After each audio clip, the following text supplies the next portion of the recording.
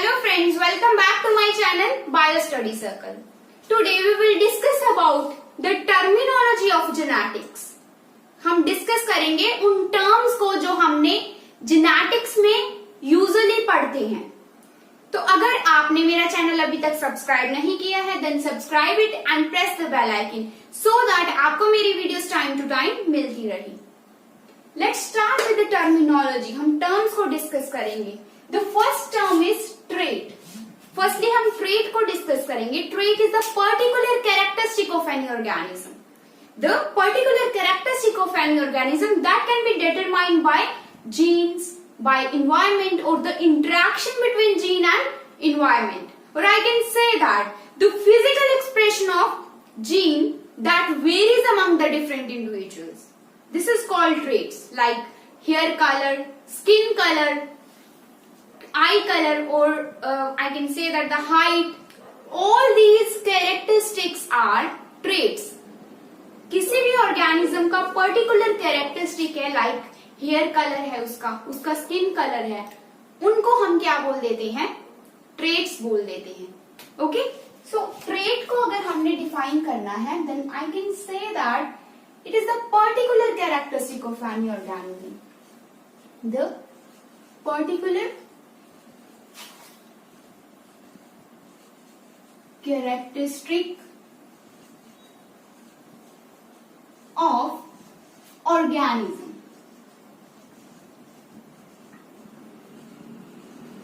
That can be determined by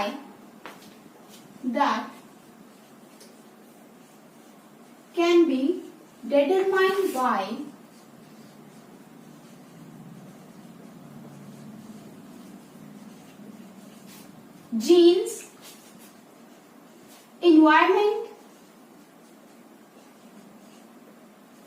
most commonly environment and interaction between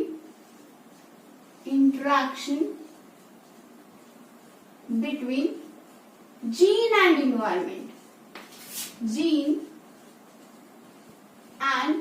environment. Okay,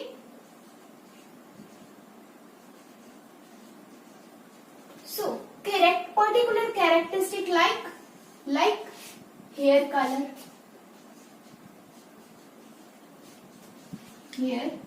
color, height, all these characteristics are known as traits. इसको हम और भी define कर सकते हैं, जैसे हम कह सकते हैं the physical expression of gene, the physical expression of gene that varies among the different individuals.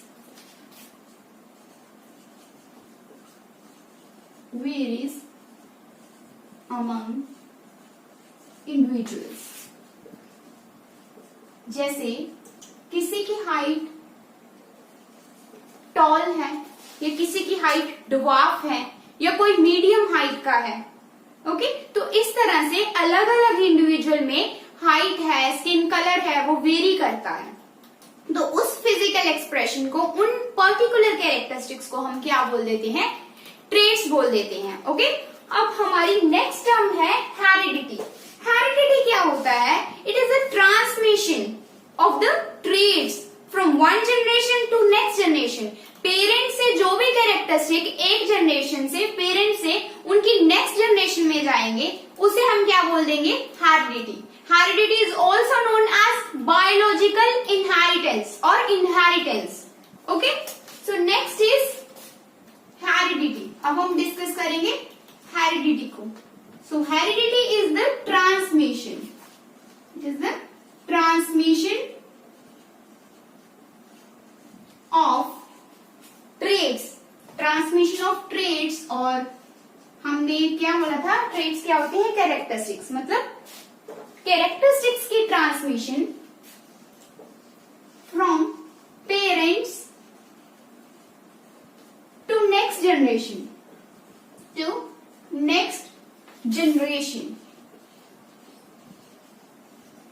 इसे हम क्या बोल देते हैं? हेरिडिटी बोल देती हैं। Heredity is also known as inheritance. Heredity is also known as inheritance और biological inheritance. Biological inheritance. And your next term is genetics. Genetics किसे बोल देते हैं? It is a study of genes. It is a study of genes, genetic variations और heredity. मतलब heredity की study को, heredity मतलब जब कैरेक्टरिस्टिक पेरेंट्स से उनकी नेक्स्ट जनरेशन में जाएंगे उसकी स्टडी, जीन्स की स्टडी और वेरिएशन। वेरिएशन मतलब जो भी चेंजेस आती हैं, जैसे पेरेंट्स है, पेरेंट्स बिल्कुल हम अपने पेरेंट्स पे तो नहीं होते है ना, तो जो भी चेंजेस आती हैं, जो भी चेंज आती है उनकी नेक्स्ट जनरेशन में, उसे हम क्या बोल देते हैं? Variation. So genetics is a study of, genetics is a study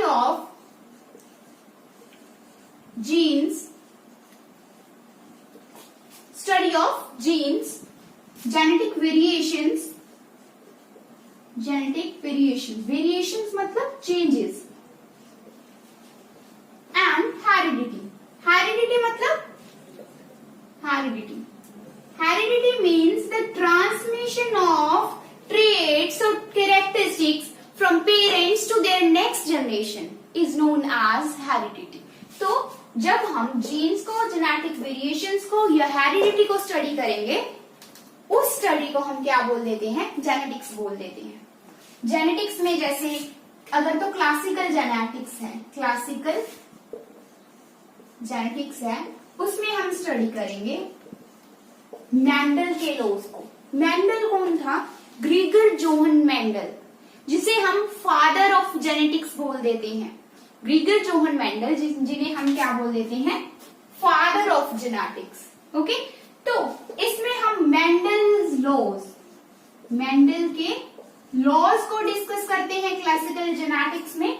Mendel law जैसे लॉ ऑफ डोमिनेंस है, जिसमें उन्होंने बताया था कि एक जीन नेक्स्ट जनरेशन में एक ट्रेट जो है, एक जीन जो है वो एक्सप्रेस कर जाता है और दूसरा क्या होता है? रिसेसिव। एक जीन की जो फॉर्म होती है वो डोमिनेंट होती है, दूसरी फॉर्म क्या होती है? रिसेसिव होती है।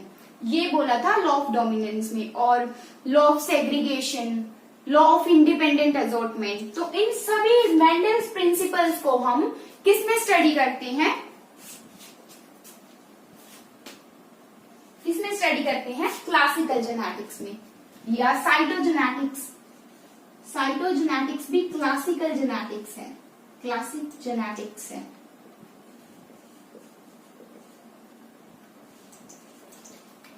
सेक्स डिटर्मिनेशन,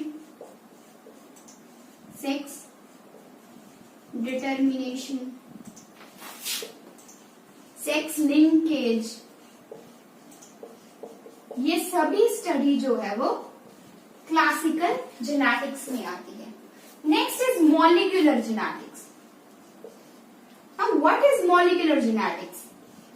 मॉलिक्यूलर जेनेटिक्स क्या होती है? जिसमें हम स्टडी करेंगे structure of genetic material, structure of genes को स्टडी करते हैं, रेप्लिकेशन एंड एक्सप्रेशन, उस चीज को स्टडी करेंगे। उस स्टडी को क्या बोल देते हैं? Molecular genetics. तो इसमें हम study of genetic material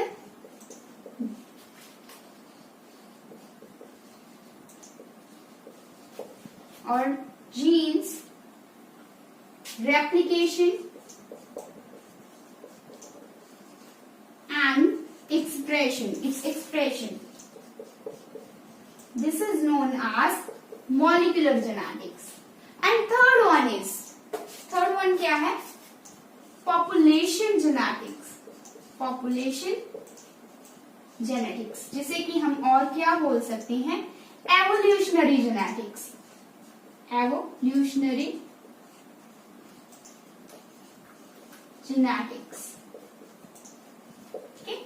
genetics क्या होता है? द ट्रांसमिशन ऑफ जेनेटिक्स में क्या करते हैं हम? जीन्स की स्टडी, जेनेटिक वेरिएशंस को स्टडी और हेरिडिटी की स्टडी को हम क्या बोल देते हैं, जेनेटिक्स। जेनेटिक्स में अलग अलग आ जाते हैं, क्लासिकल जेनेटिक्स आ जाती है। क्लासिकल जेनेटिक्स में हम लोग स्टडी करते हैं Mendel's law, cytogenetics and sex determination, sex linkage, इसको स्टडी करेंगे। मॉलिक्यूलर जेनेटिक्स में हम स्टडी करते हैं जेनेटिक मटेरियल को स्टडी करते हैं, रेप्लिकेशन को स्टडी करते हैं, और पॉपुलेशन जेनेटिक्स में हम एवोल्यूशनरी जेनेटिक्स को स्टडी करते हैं। Okay, next is chromatin. Next is chromatin. Chromatin और क्रोमोसोम, बहुत कंफ्यूजन होता है बच्चों को क्रोमैटिन में और क्रोमोसोम में। क्रोमैटिन क्या होता है, DNA plus histone proteins. Histone proteins, क्योंकि डीएनए जो हिस्टोन प्रोटीन है, हिस्टोन प्रोटीन पे डीएनए की कॉइलिंग होती है। यूकेरियोट्स में बहुत सारा जेनेटिक मटेरियल, बहुत बड़ा डीएनए पड़ा हुआ है, जो कि न्यूक्लियस जिसका साइज बहुत छोटा है, उसमें अगर उसे फिट होना है तो वो क्या करता है, अपने आप को हिस्टोन प्रोटीन्स के अराउंड कॉइलिंग होती है उसकी। ओके, तो जब ये अनकंडेंस्ड फॉर्म में पड़ा होता है, दिस इज कॉल्ड क्रोमैटिन। जब ये अनकंडेंस्ड मतलब ऐसे भी नहीं कि बिल्कुल ही अनकंडेंस्ड है, नॉर्मल डीएनए से 50 टाइम्स ही अगर वो कंडेंस पड़ा हुआ है, दिस इज कॉल्ड क्रोमैटिन और chromatin fibre. Okay, and chromosome क्या होता है, क्रोमोसोम क्या होता है, DNA plus histone proteins. DNA plus histone proteins इन कंडेंस्ड फॉर्म। कंडेंस्ड फॉर्म में जो पड़ा होता है, कंडेंस्ड फॉर्म। यहां जस्ट 50 नॉर्मल डीएनए से 50 टाइम कंडेंस्ड होता है, जबकि क्रोमोसोम जो है, क्रोमोसोम जो स्ट्रक्चर है वो 10,000 टाइम कंडेंस्ड है as compare to DNA. Normal DNA की इतनी ज्यादा condense form, 10,000 times condense form को हम क्या बोल देते हैं, क्रोमोसोम बोल देते हैं। ओके, अगर आपने क्रोमैटिन जो है वो इंटरफेस स्टेज में आपको क्रोमैटिन मिलता है, ज्यादा कंडेंस नहीं हुआ होता, ज्यादा कॉइलिंग नहीं हुई होती क्रोमैटिन की, तो इंटरफेस जो स्टेज है उसमें क्रोमैटिन होता है।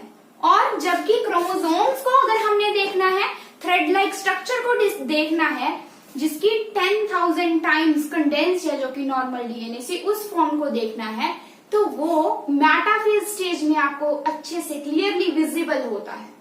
ओके, तो जो क्रोमैटिन है वो तो इंटरफेज स्टेज में आप इतनी क्लियरली विजिबल नहीं होता, पर अगर इसकी फॉर्म देखी जाए, क्रोमैटिन देखा जाए, किस इंटरफेस स्टेज में ये पड़ा होता है, लेकिन उसकी ज्यादा कंडेंस फॉर्म किसमें होती है, क्रोमोसोम में। Next is gene. नेक्स्ट हम डिस्कस करेंगे जीन। जीन क्या होता है, the segment of DNA which is responsible for the particular characteristic, उसे हम क्या बोल देते हैं, जीन बोल देते हैं। तो जैसे ये एक डीएनए है, ये डीएनए है,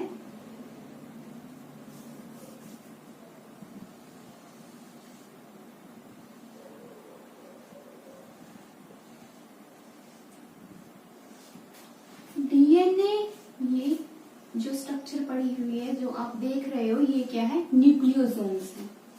this structure is called nucleosomes. अगर इसकी हम और थोड़ी कंडेंस फॉर्म देखें तो इस तरह से इसकी फॉर्म पड़ी होती है, इस तरह से कॉइलिंग होती है हिस्टोन प्रोटीन्स के अराउंड डीएनए की। तो ये जो कंडेंस्ड स्ट्रक्चर है, this condensed structure is known as chromatin fibre. Chromatin और chromatin fibre.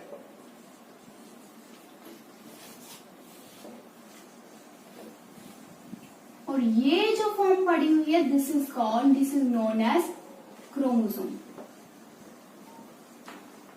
This form is known as chromosome. This thread-like structure is known as chromosome. Okay? And what is gene? Gene क्या होता है? The particular segment of DNA. The particular segment of DNA which is responsible for the particular characteristic. The small segment of DNA. The small segment of DNA. DNA की एक छोटी सी segment which is responsible for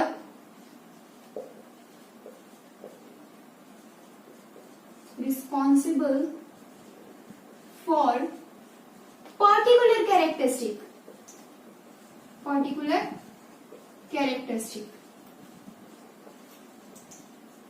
is known as gene. जैसे हम बोल देते हैं ये this gene is responsible for I colour, this gene is responsible for skin colour. तो एक डीएनए की छोटी सी सेगमेंट जो कि एक पर्टिकुलर कैरेक्टरिस्टिक के लिए रिस्पॉन्सिबल होती है उसे हम क्या बोल देते हैं? जीन बोल देते हैं. क्रोमोसोम नंबर 7 पे जीन होता है जिसमें अगर चेंज आ जाए, अल्टरेशन आ जाए तो जेनेटिक डिसऑर्डर हो जाती है, cystic fibrosis. Okay, so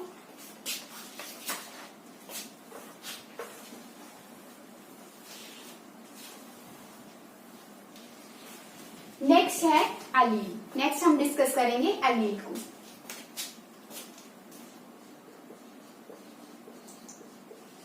allele is the alternative form of gene. Is the alternative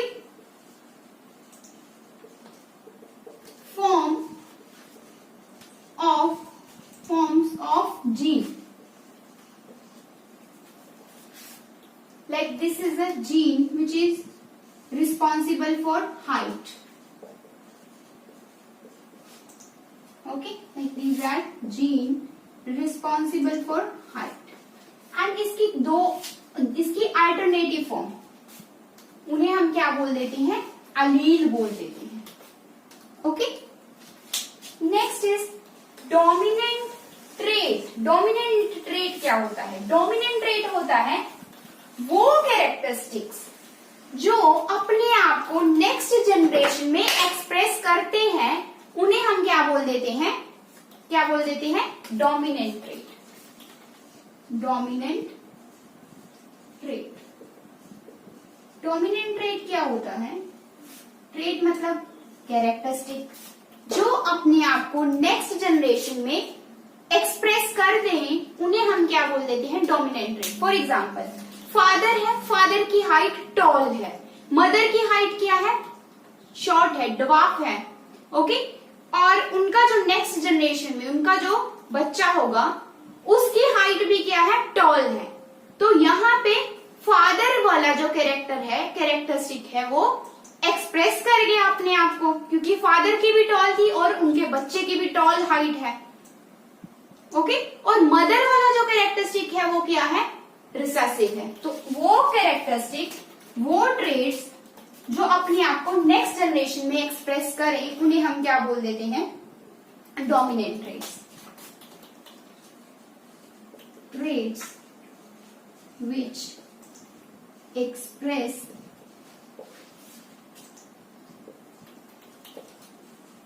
in next generation, जो वो कैरेक्टरिस्टिक्स जो अपने आप को एक्सप्रेस करें नेक्स्ट जनरेशन में उन्हें हम क्या बोल देते हैं? Dominant traits. Okay, next recessive traits. Recessive traits क्या होते हैं? वो ट्रेट्स जो नेक्स्ट जनरेशन में एक्सप्रेस ना करें.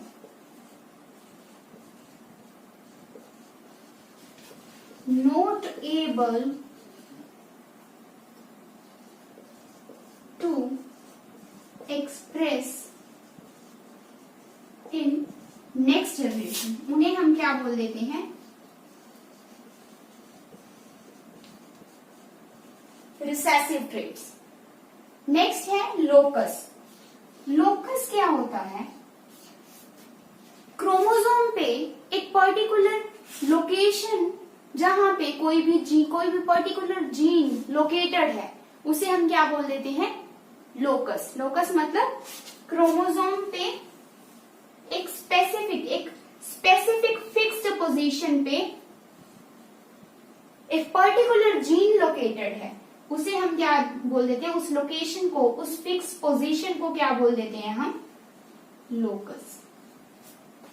ओके? अगर आपको मेरी वीडियो पसंद आती है, then like it, share it and subscribe it, and don't forget to press the bell icon. Thank you.